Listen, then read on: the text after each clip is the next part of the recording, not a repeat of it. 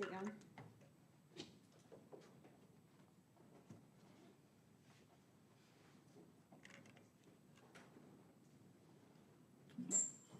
That's a sweet shirt.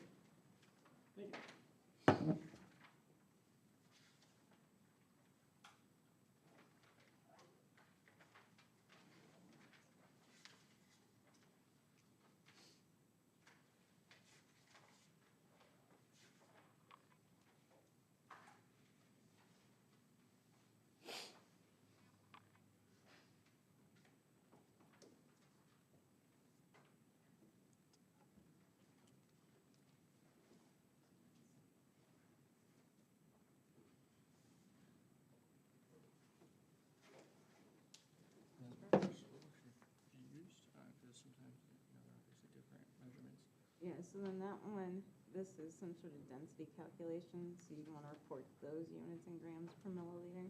Okay. But for like these, I kind of gave both because I wasn't sure if you wanted it in meters. So I tried to circle one, and I thought you would want those.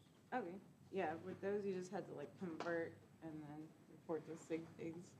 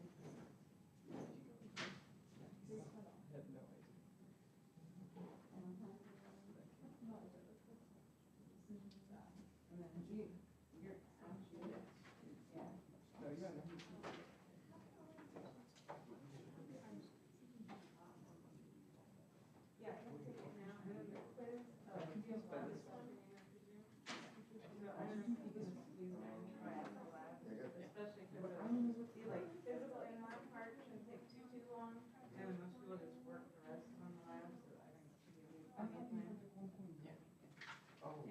And you can give me more stuff during lab too. Yeah, I'll take anything that you have. And then I haven't updated the notes and things in the week, but the lecture is online.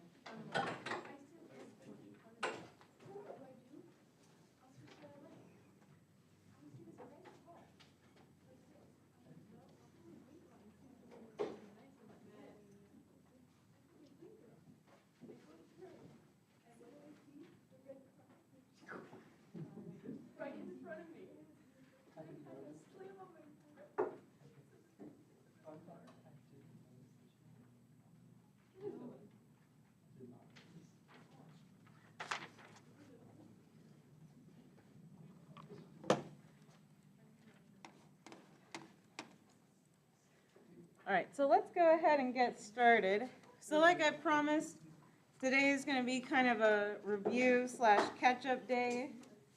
So things that we have questions over, make sure you ask them. And so I just wanted to start by looking over the homework and covering a couple of things. And so let's actually start, because I noticed that I forgot to explicitly say some things. So on the Chapter 3 homework, it's like on the back of the first page, Chapter 7. It asks, explain why ionic compounds conduct electricity.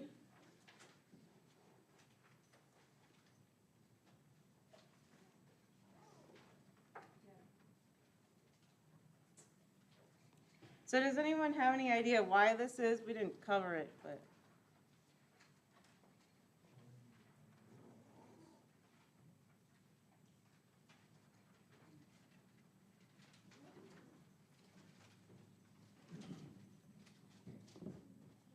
Yeah. Isn't it because they're, one gives off, like, or one has more, what's it called, what's the attraction thing, you're looking up your article. One has more ionization energy than the other one? So let's, yeah, so it has to deal with the bond. And so what do we say about how they're held together? Or through just electrostatic forces, right? So with the ionic compounds, we'll go back to sodium chloride for a second. So I just wrote it like that to show that one has a plus charge, one has a negative one charge. And so they're just held together by these electrostatic forces. And so ionic compounds, remember, do not share electrons, so no bond between them. And then so what happens in water is you have these two charged particles, right? You have your cation and your anion. And so what happens in water, and that's why I was saying we're like not quite there, but water is polar. And so water is also a molecule, so they're sharing electrons. So this is water. And so water is also really special in that it's extremely polar. And so sometimes you can write this side has a partial negative charge, so this just means partial. And then we can write partial positives. And so we also know, so oxygen, and we just look at our periodic table from our trends. So oxygen is very electronegative. So it's right next to fluorine, right? So we said fluorine has the highest electronegativity, oxygen's right next to it, so that means it's pretty darn high too. And because of that, it's pulling the electron density from hydrogen, basically kind of off of it and towards itself. And then so what that does in solution, and I'll just redraw this now. So partial negative, partial positive, partial positive. And so now this sodium ion, it comes in solution, and it's going to disassociate from this chlorine right away. So you might want to put that term somewhere. So ionic compounds disassociate. And because, again, in the ionic compound, there's nothing physical holding them together. And so now in solution, the sodium ion will start floating around, and then it's going to see this oxygen, and it's going to feel that partial negative charge. And so that means sodium is going to come and hang around that oxygen. Chlorine, so chlorine has a negative charge, and it's going to hang around that hydrogen. And so you would find, right, a bunch of chlorines oriented towards the hydrogens, and find your sodium atoms oriented towards the oxygen. So now you can answer that question. That's why, oh, well, we didn't fully answer the question. So now we know that they disassociate. Now these particles are floating around in solution. And so that's the other key point. And so you can't just take like a bunch of table salt and stick some rods in there and expect it to conduct electricity. There's no physical movement. But in solution, and you could have your little light bulb here. Oh, it's a terrible light bulb. Light bulb. But in solution, if you have sodium chloride, so all those ions would be floating around, moving in solution, and so that is what allows it to conduct electricity. So now they're moving, and then those electrons can flow, and then that would complete your circuit and turn on the light bulb.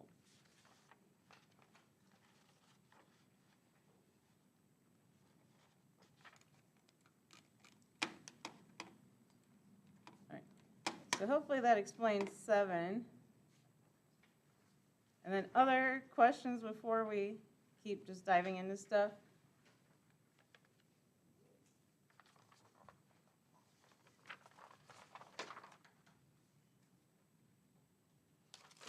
So I saw on the muddy points, people were confused about the octet rule.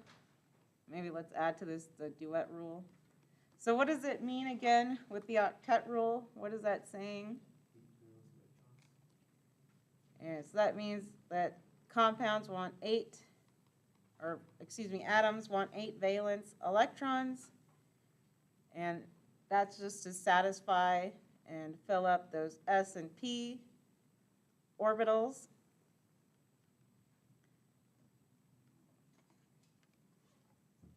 And again, this would be the outermost s and p orbitals since we're looking at the valence electrons. And then what elements does the duet rule apply to?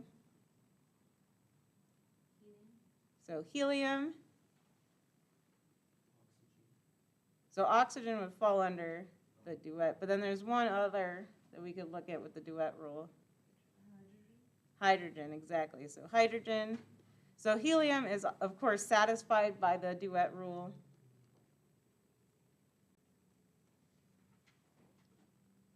And hydrogen, we find, will like to make one bond so it can satisfy its duet rule.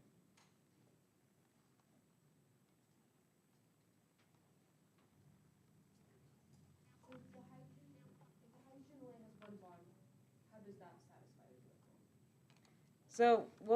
So we'll do covalent compounds next week, but what you'll find is if we go back to like that water example, so when they're bonded like this, hydrogen is technically sharing these 2 electrons, so now it gets those 2, and then it's happy.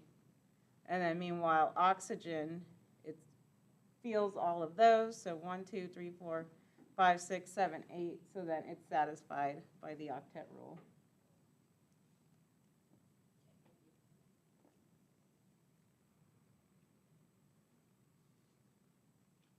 So then that gives you 3 and 4. And so let's go back, let's do some electron configuration practice and also Lewis dot practice. Were there any of these on the front page that were particularly troublesome?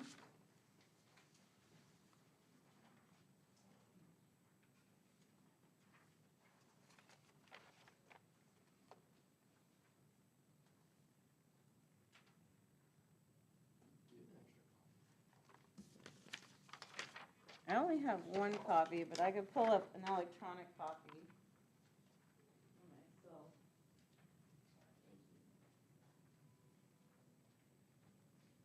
I can make, oh, actually I have another copy, so you're good. All right.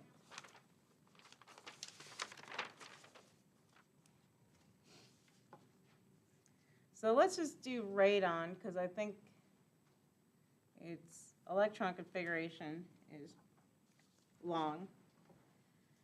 So your homework just asked for the electron dot, which is of course also the Lewis dot symbol.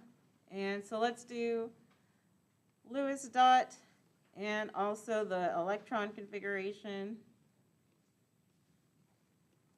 for radon. So take a minute or 2 to figure out the electron configuration for radon. Hopefully you have the Lewis dot drawn on there.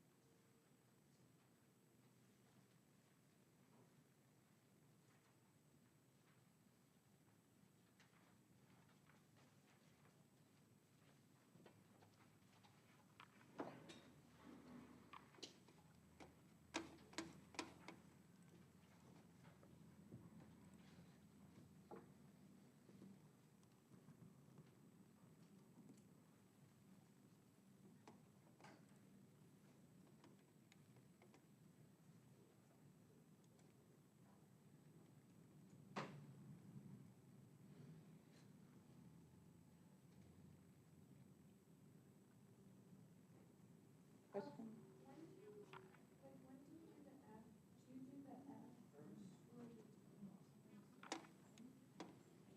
So that's where it's kind of confusing. So for radon, I would do xenon, 6s2, and then it doesn't matter which one you write because you're going to fill them all up. Because you start with the D here, but then after you do 1D, then you go to the F block, and then you finish back up. But So like if you did hafnium, would you do the F block and then the 5? yeah.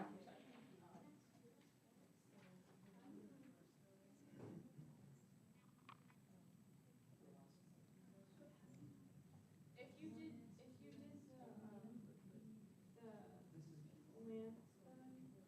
LA, would you still have to do the F block, or would you just do the D block? So with lanthanum, that just starts the D block. So that would be 5D1, and then that's it.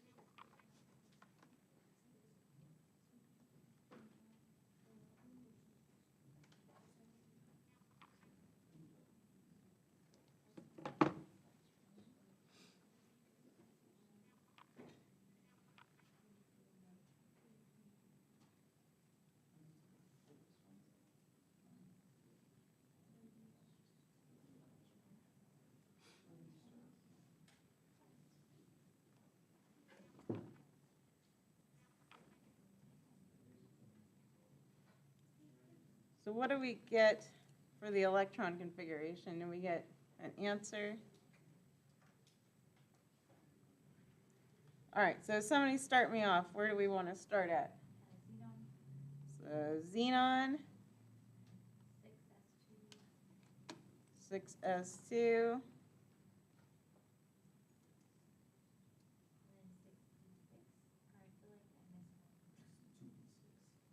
So where's our periodic table? So we're at xenon, and then you said 6s2, right? Yes. And then, so 4p, or what'd you say, which 6p6? Yeah. I think I missed. So 2, 3, 4. So that's good for the ending, but then you don't want to forget all this in the middle, right? So we have to go cesium, barium, and fill up all the F block. So then we need to write, so 6s2, and then what? So 4f14. And then so that kind of brings us back to lanthanum. And then we have to fill up all this D. So what is that?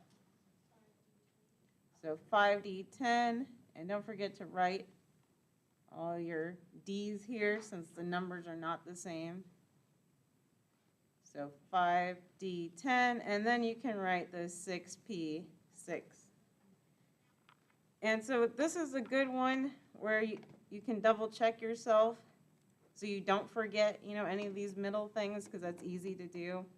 And so start with xenon. Okay, we're at 54. So then let's go back. So 54, and then add up all your electrons. So plus 2 for the 6s2, then plus 14 for a 4f, plus 10, and then plus 6. So that gives us 86. And then that matches with the neutral for radon.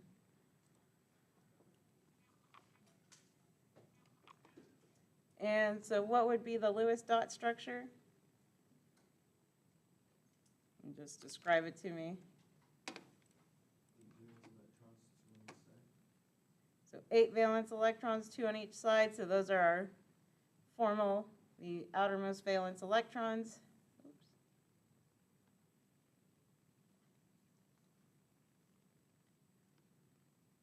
Oh man, that was not my pen. So exactly 2 dots on each side, so something like that. How do you know which like ones to choose? Like 6 pieces. So it's always the S and P are kind of considered the valence. And so I think someone was asking me this too, but like I would never ask you to do the Lewis dot structure of like manganese, for example. Like I'm not going to ask you for any of the transition metals or F block Lewis dot structures. They just don't really make that much sense with the reactivity. So I'm only going to be asking for Lewis dot structures of these elements and then any of these elements, since those correspond to the reactivity.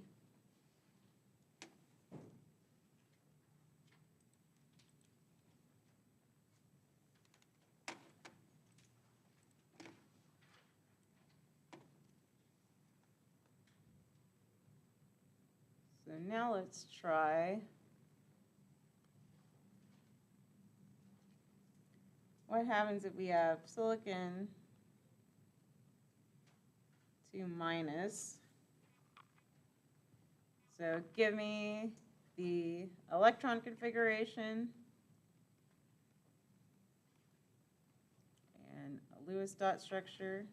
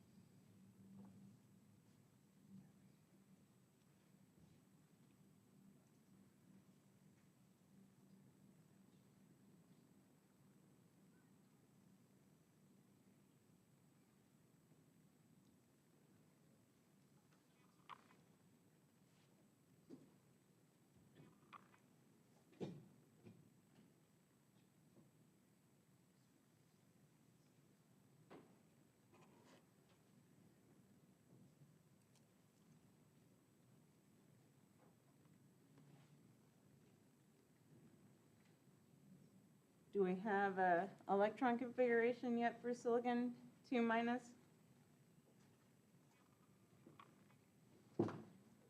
Let's hear it. I did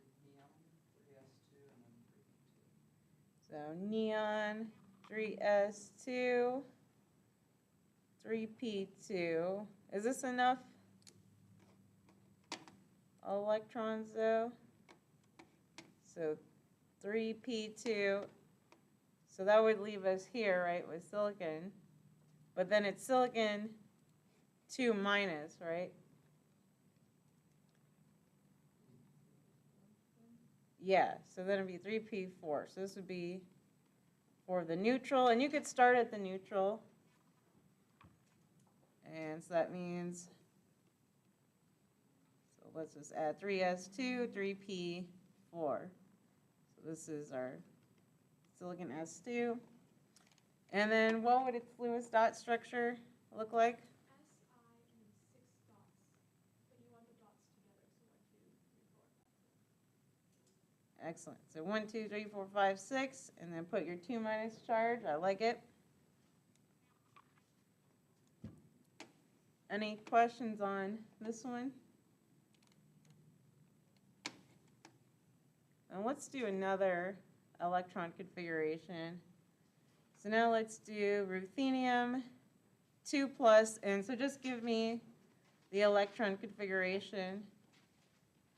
So not the Lewis dot structure. Since again, I wouldn't ask that.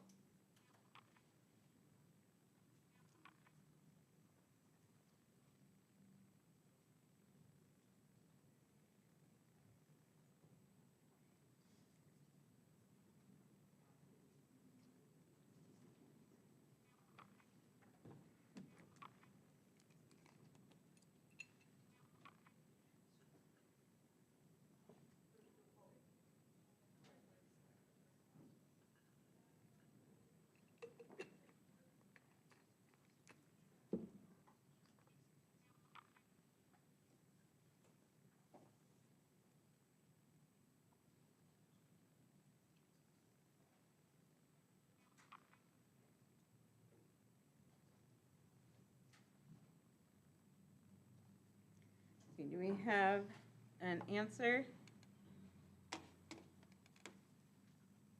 Krypton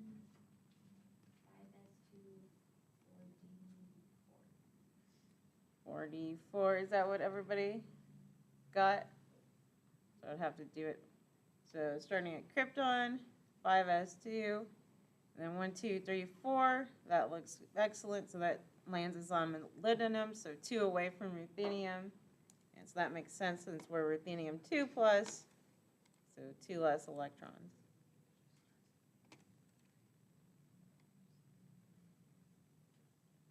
Do we want to do another practice on electron configuration? Could we practice one more using, or going through the F block, where it applies the F block to it? Let's try terbium. And we'll just do neutral terbium.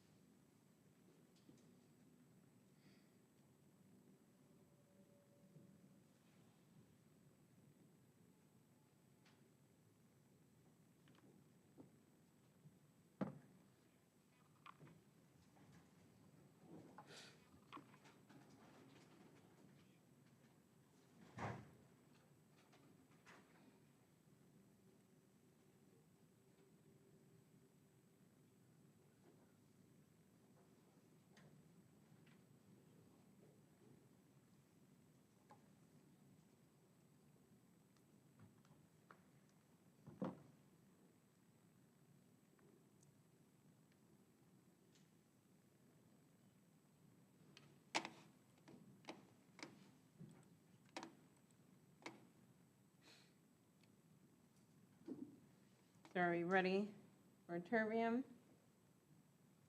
So where do we start at?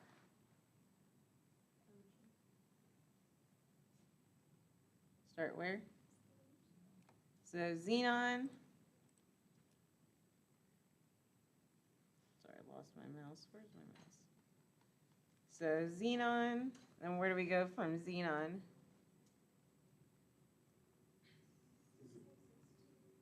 So 6s2,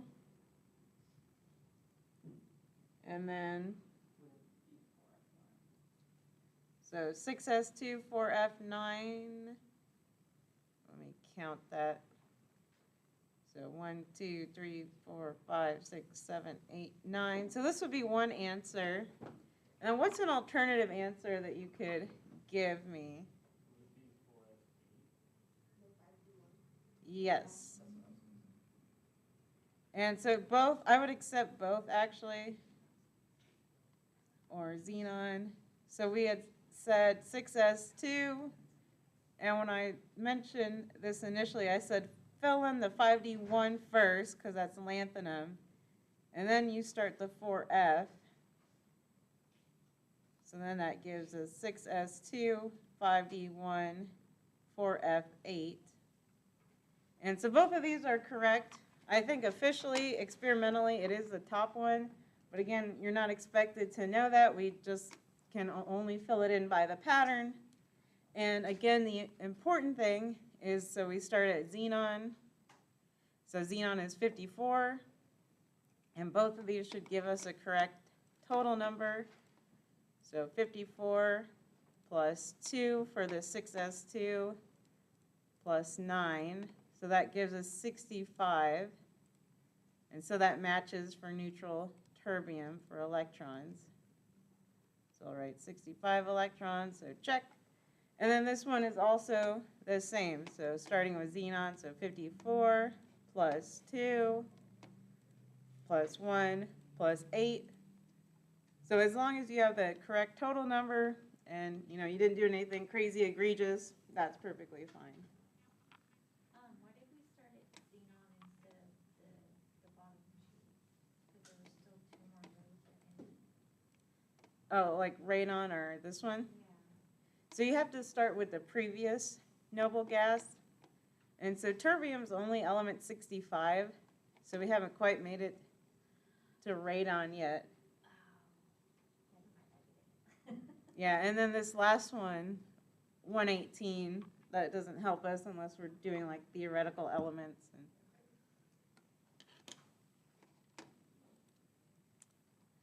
Right, do we feel better about electron configuration so far? Let's practice at least some isotopes. So let's look at thorium. So thorium's kind of interesting. It has 2 main isotopes. And actually, thorium-230 was not known until fairly recently. So apparently there's a bunch of thorium-230 in the ocean. And so go ahead and give me protons, electrons, and neutrons for this thorium-230 with a 3+ charge on it.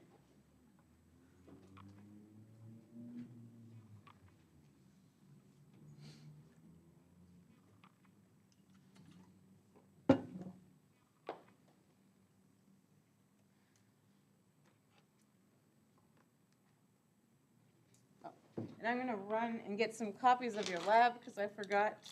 There is a question I should go over on there.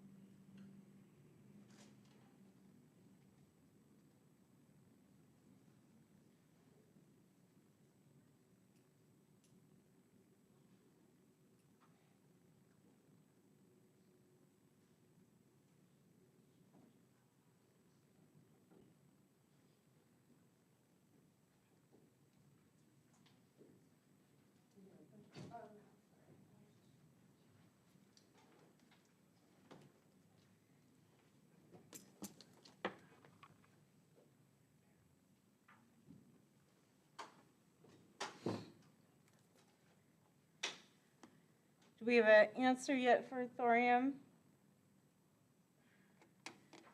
So let's start with, so how many protons does thorium-230 have? How many? 90. And so I'm blind right now. Where's element 90? Yes, perfect. So thorium. And so if it has 90 protons, how many electrons does it have?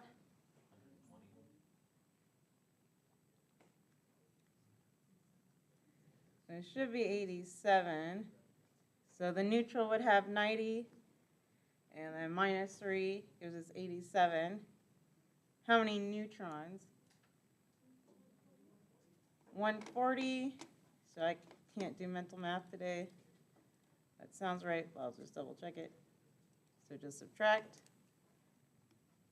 140. Excellent. Any questions on that one? Do we need to do another practice? Yes, no? One more? Let's do one more. Let's find.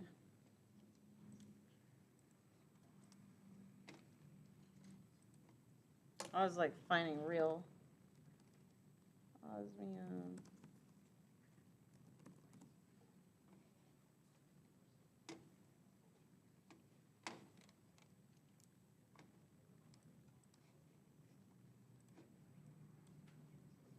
Where's osmium? So let's try osmium 4+, and that's osmium 171.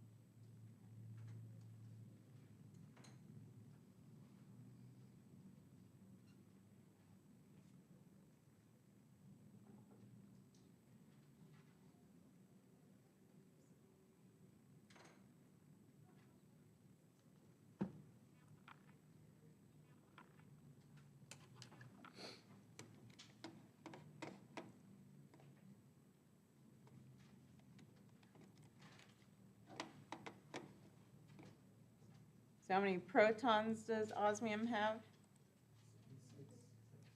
76, excellent. And how many electrons then? 72, and neutrons? 70, what did you guys say? 95.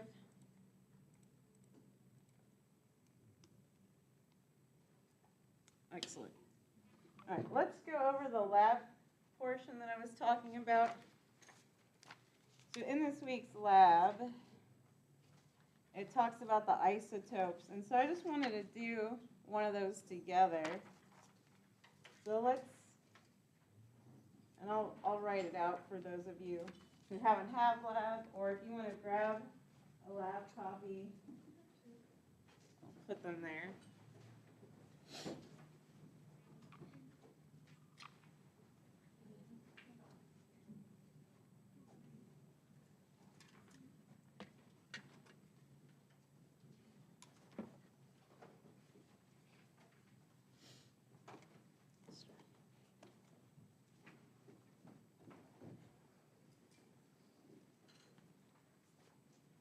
And so the question, once you get to it, it's on page 17.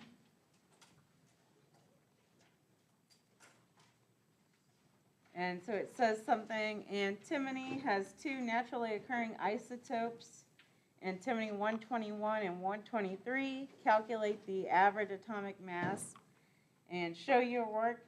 And it even says, be careful with Sig Figs. So I wanted to go over this because everyone tends to mess this up because it is, you have to go slow and write each step.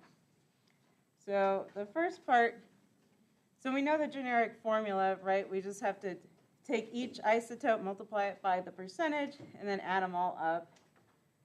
And so we only have 2, so we'll take our first mass, so 120, and use every value that they report, so 0.904, and then we'll multiply it by the abundance, and this is what kills us in the Sig Figs. So convert this to a decimal, so 0.573, and then we want to add, and so I'm just kind of setting this up right now. And we'll add it with our next isotope, so 122.904 AMU times our percent abundance, so 0.427. And then, so you have to do it step by step. And so that means punching in your calculator, so 120.904 times 0.573.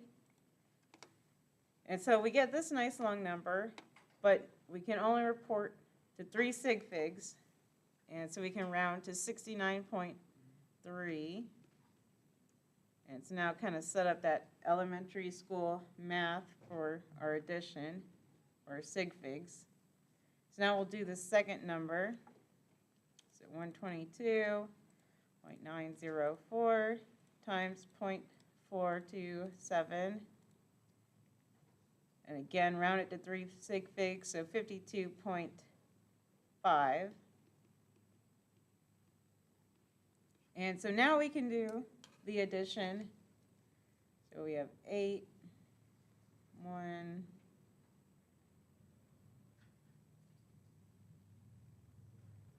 oh, wow, I can't do math apparently. So you should get 121.8.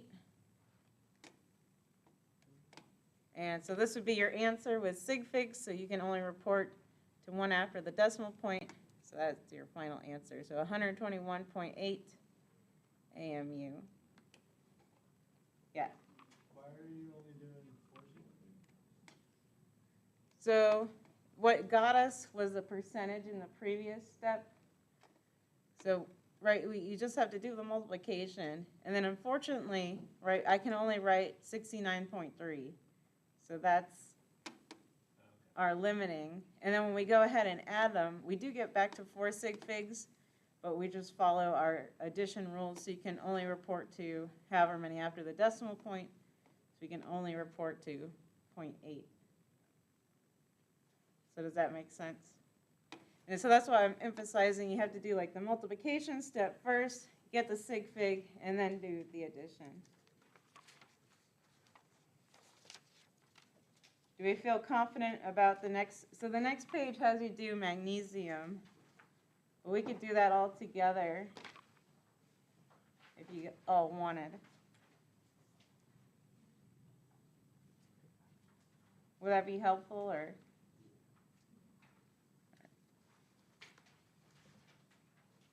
So let's do the magnesium one together so we could compare.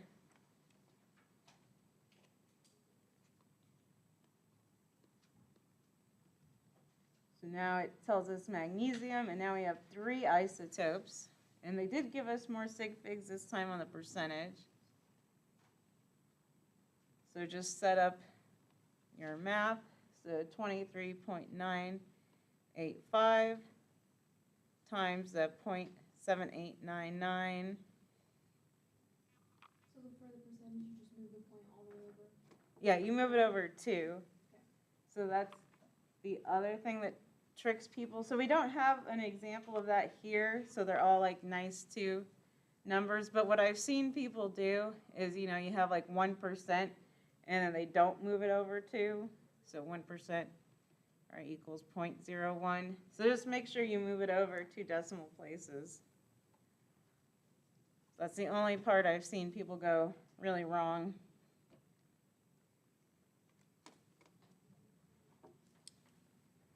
And so I'll just set it up first, so 24.986 times our abundance of 0.1000, and again, we have 4 sig figs in our percentage. They're showing us it's that precise.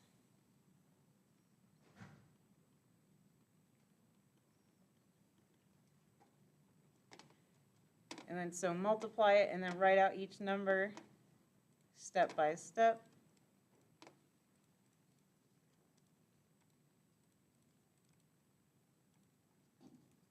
So this first number, this is what I get when I punch it in. Then I can only report to 4 sig figs, so 18.95.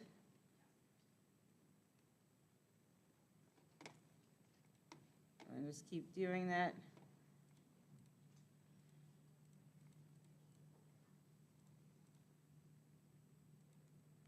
And so this, again, I can report to 4 sig figs. So 2 point, keep losing my mouse, 499. So 4 sig figs.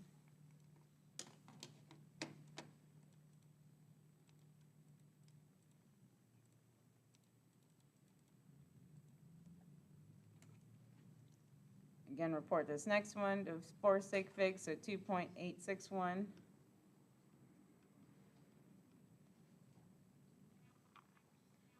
So then we just have to add them, but of course we see when we're adding, so this is kind of our least precise value, so we can only report to 2 after.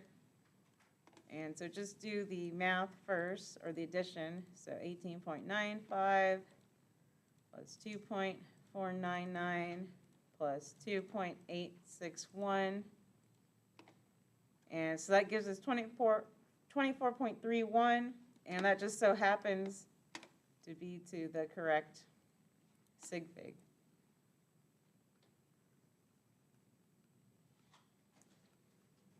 Yeah. So if, instead of individually plugging in each formula and then rounding, you make it all one formula enter? I got a different answer. It's 24.28. Yeah, well, that's why you have to do it step by step. Because, yeah, if you do it in one big shebang, you get a different answer. But that's because, like, the sig figs are. All right, so you want to round it each individual time? Yeah, that's why we're doing it explicitly. Because you do the multiplication first. So you do the multiplication and everything. So it also follows order of operation. So you have to do all the multiplication, division, sig fig first, and then you can add them, subtract them, and then do that sig fig. Yeah. And that's the whole point of that problem, is that it forces you to do it really step by step. On the one we did before, so when you were adding the 69.3 and the 52.5, those were 3 sig figs, right? And then Yeah, and then with the addition rules, though, you only care to how many after the decimal place. Yeah, so we did kind of gain a sig fig, but our accuracy was not changed since we're just looking at the 10th place for the addition accuracy. On page 17 for the isotopes box, the one that's blank, did you want us to fill it in with anything or leave it blank? Oh, yeah, it just wants you to pick like any isotopes. You could like pick a fun isotope, whatever one's your favorite. All right, I think we're ready to just do some naming practice. Unless, is there anything else we should go over, or any lecture concept that we need to hit again?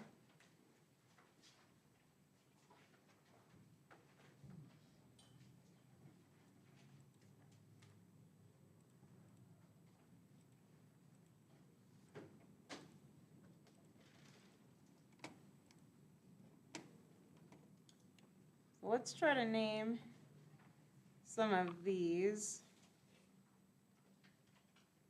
Like I said, unless there are questions, or I will take other questions, or if something comes up, don't be shy. But let's just start with these first 4. So take a few minutes, ask your neighbor, ask your friend, and then make sure you have your polyatomic sheet. I have a couple of extras in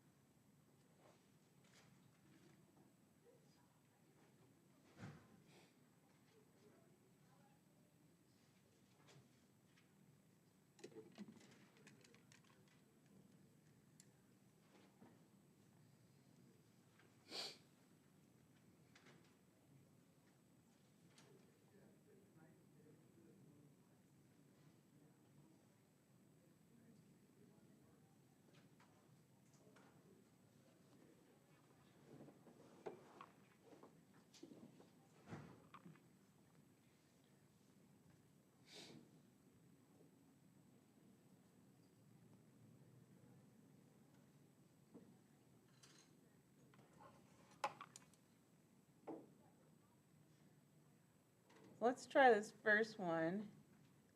So what do we get for this one?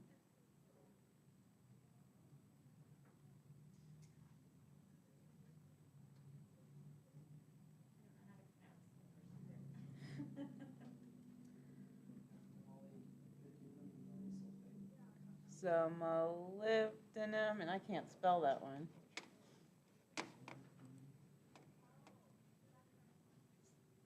Sorry, I was trying to figure out how to spell. Chemists call this moly colloquially molybdenum. And then so let's examine the oxidation state. So you said 3, so I assume you just kind of backed it out like this. Is that what you did? And so if you did that, though, what's the problem with that? So what's the charge on sulfate, on SO4? So -2. And so if you want to do this reverse swap trick, we really have to multiply everything times 2 then to give us the right charge on sulfate. So what's the oxidation state then of molybdenum? So 6. And you could also, you know, sanity check yourself. So you know sulfate is SO4 2-. There are 3 of them. So that gives you a -6 charge that you have to balance out. So there's your molybdenum plus 6. And then you had said sulfate, right, for the ending? And so that is good. All right, what about number 2 here?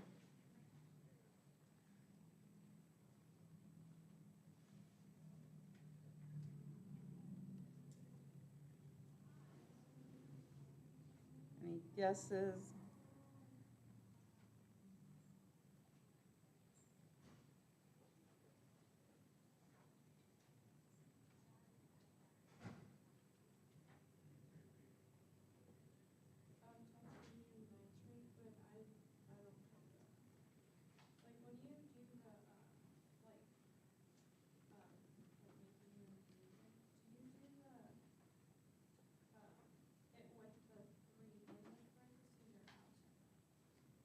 So in this case, we would look at the 3 outside because you have to treat the polyatomic just like a unit.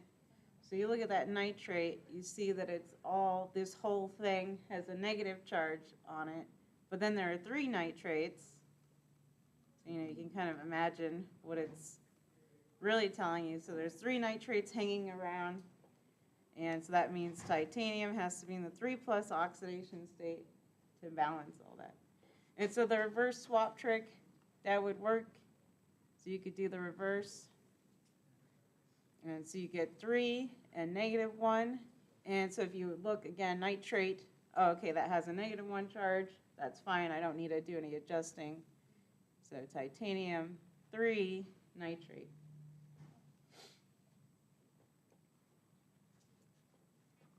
What about number 3? This is one of those potentially weird ones, but we did mention it. Sodium hydrate? No? High, what did you say wait, for the that's not ending? hydrate because there's no oxygen, right? Yeah, so sodium hydride. So sodium hydride. So you just change that ending to the "ide," and this is one of those metal hydride scenarios that I tried warning y'all about. So you see that hydrogen bound to metal, and so that means that the oxidation state of this hydrogen is actually -1, and of course that matches with our sodium being 1+.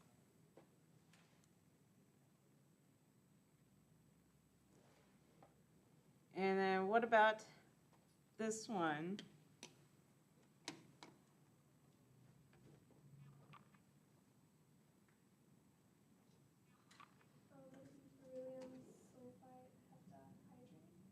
So beryllium sulfite heptahydrate. Excellent job on that one. And so you have to find your SO3 group. So SO3 2- with sulfite. and then your hepta for 7 hydrates.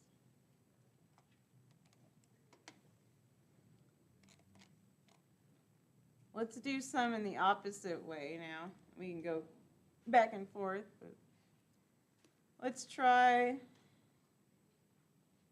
yeah, let's just do these first 5 ones for now. So I'll give y'all a couple of minutes to look at them.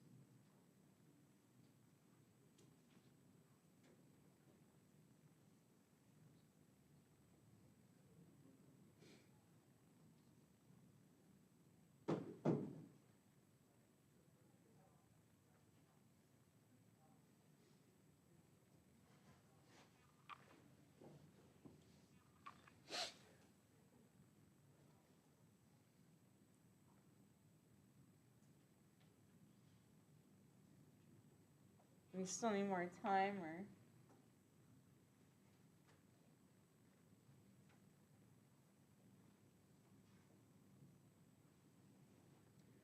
So let's start going over these. So we have vanadium 5 arsenide. So do we have a formula?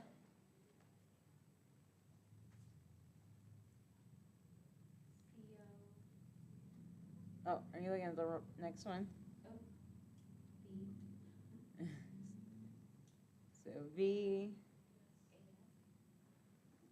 So VAS, but then we have to write a neutral compound. And so let's try our swap trick. So I'm just writing VAS for now. And so what's our oxidation state of vanadium? So 5, and then what about arsenide? What's going to be the typical oxidation state?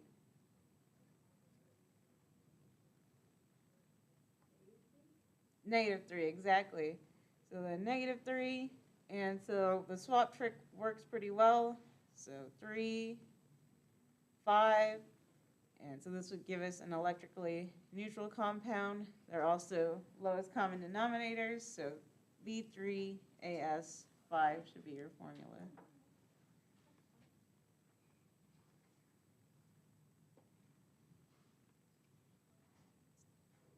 Now let's. Well, because the thing is, so you have to make like a neutral compound. So you can't just write VAS since it's not electrically neutral. Since according to this, so if you just wrote that, so this has a 5+ charge, this has a 3-. So technically VAS has a 2+ charge on it. And so that's not proper. So when writing ionic compounds, right, we have to write something that's neutral. And then the easiest thing is to swap them. So that's why it feels like we're kind of making them the same, but we're just trying to solve the algebra in the easiest way possible. Is there one where you like multiply them to make them the same, or is that something? What do you mean? Can you do it in the algebraic way? Maybe that might help. So if you set up the algebra, then you get 0 is equal to, and I'll use B just for the variable, times 5 plus AS for our oxidation state, or for how many, excuse me, times our oxidation state. So that would be the algebra. And so the problem with the algebra in this case is that you have 2 variables. And so that's why the easiest way to solve it is if you just swap the numbers and make this a 3 and this a 5, which is all we're doing with this swap trick.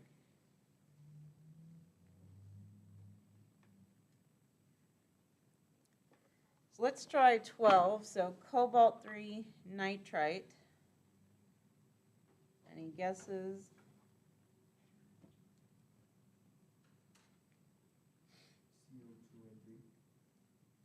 CO, what'd you say? 2 and 3. So look at the nitrite for a second. So I think you did nitride, and so that's just a common mistake. Because nitride is N, and that has a 3- charge. So yeah, I think that's what you did. But so what's nitrite? So NO2, and that has a negative charge on it. And so what do I need to balance it? So I have a cobalt and a 3+. The nitrite is -1. So what should I do?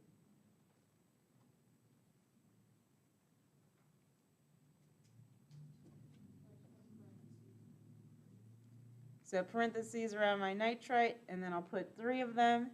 So 3 times -1, that gives me -3, and so now that's balanced.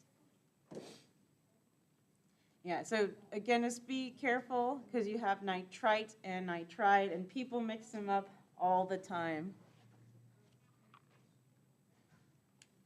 So let's try this one. So Yitrium Perchlorate.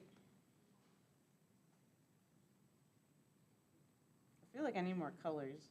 Maybe that's just me. Do red, I guess. So yttrium, what oxidation state is yttrium usually in? So 3 plus. And so I'll just write my Y. And then what's perchlorate? What's the formula?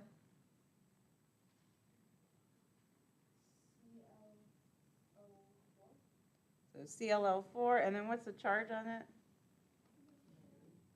So just a -1. And so what should I do to balance that out? So how many perchlorates do I probably need to balance out that 3 plus charge? So 3.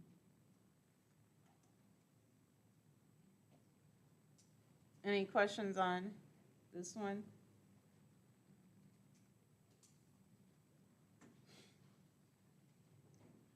So now let's try 14, so silver phosphide. What's the formula for that one?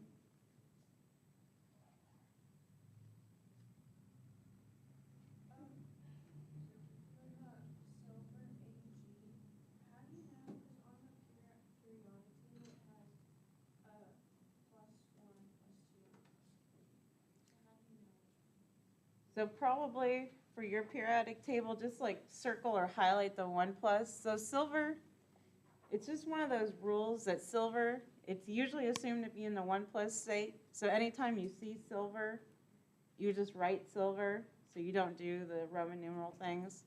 I know, it's like confusing though, because metals do like to do funny things, but.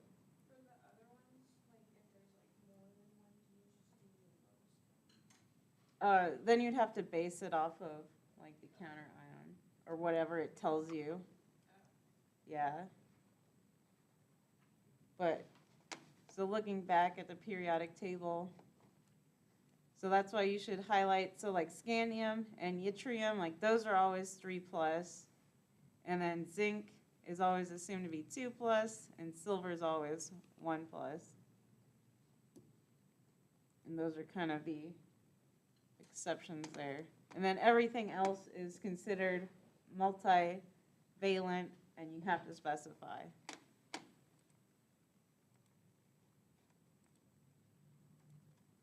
No. All right, so back to silver phosphide. So we're assuming silver is always in the 1 plus oxidation state. And so how should we write silver phosphide? Ag3P, excellent. And so you could have also done your little swap trick. So 1 plus, phosphide. Again, don't let those ones confuse you.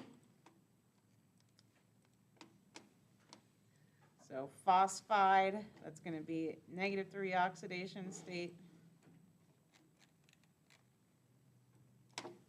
And so our swap trick works pretty well. All right, let's try this one. Let's see what y'all got. This might be one where the swap trick may help you, may not help you. So tin 4 selenide.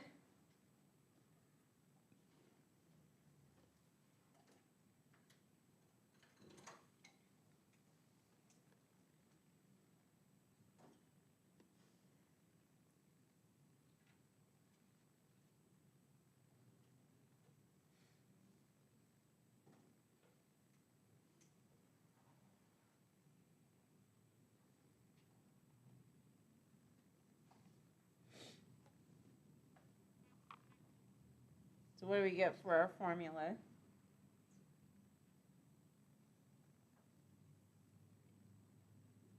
it be SN and then SE2? Yes, so SN, SE2. Oh, I don't know why I forgot my SE.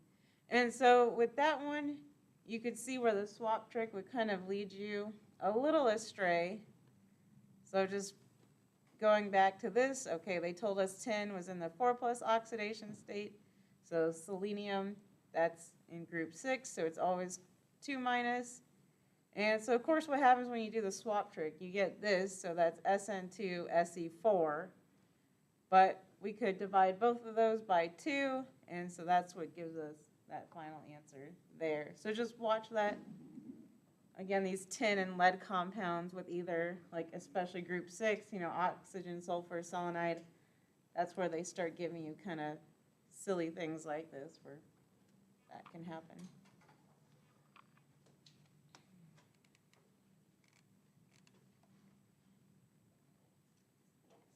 Let's do ammonium nitride. We're starting to run out of time, but try to hit a few more hard ones. And let's also do nickel 3 sulfate. That could be a tricky one. So nickel 3 sulfate and ammonium nitride.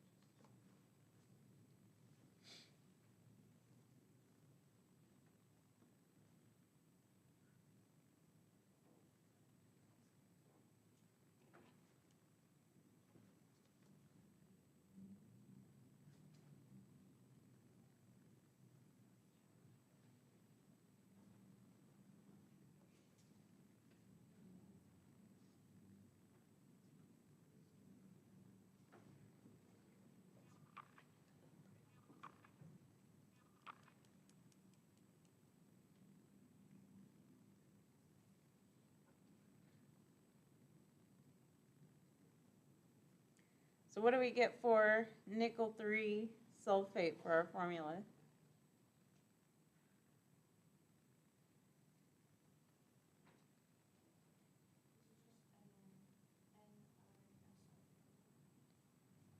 So what's the charge on sulfate?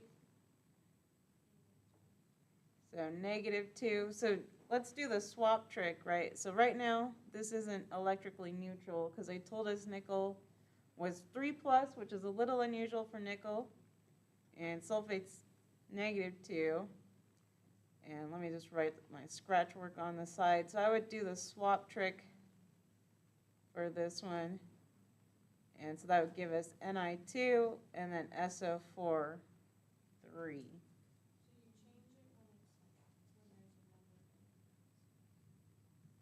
What do you mean by change it? Like, cause on here it's 2+, but Oh, yeah. Yeah, because the 2+, so your periodic table is just indicating the most common one. So nickel most commonly is in the 2+ oxidation state. But then we have to base our formula off of what we're given here. So they told us, oh, nickel's actually in the 3+ oxidation state here. And then we have to write our electrically neutral formula. Oh, and then I didn't finish, sorry. And I wrote it crappily.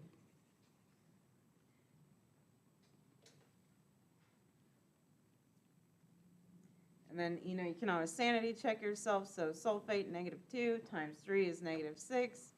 And then again, 3 plus oxidation state, so 3 times 2 plus 6, so it all matches. And then we're almost out of time, so let's just finish up with ammonium nitride. And so what's that formula? NH4 parentheses, and then 3,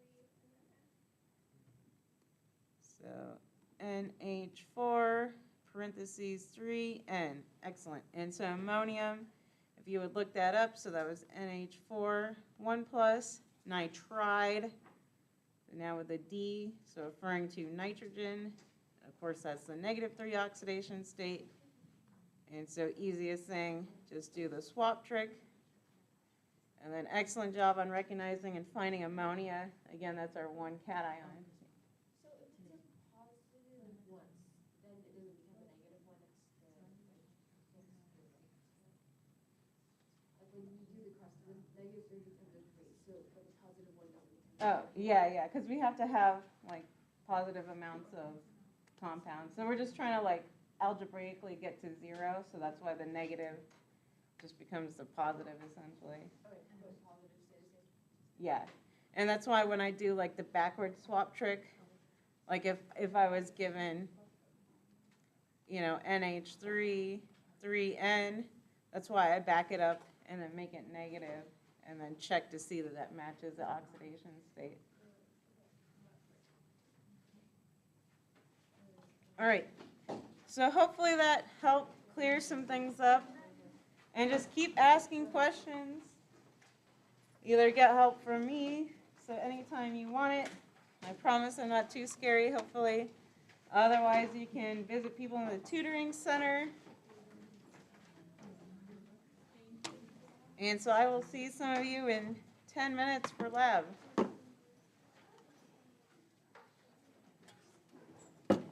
I will end this stream.